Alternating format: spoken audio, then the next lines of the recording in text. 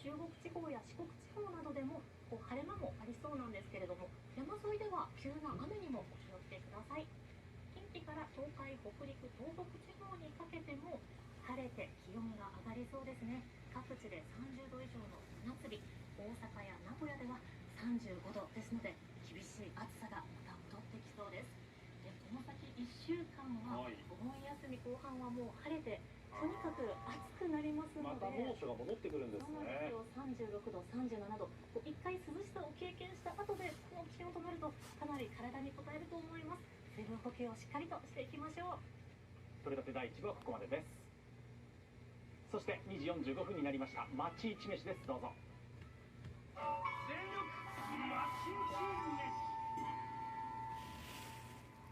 今日も一日頑張れよ。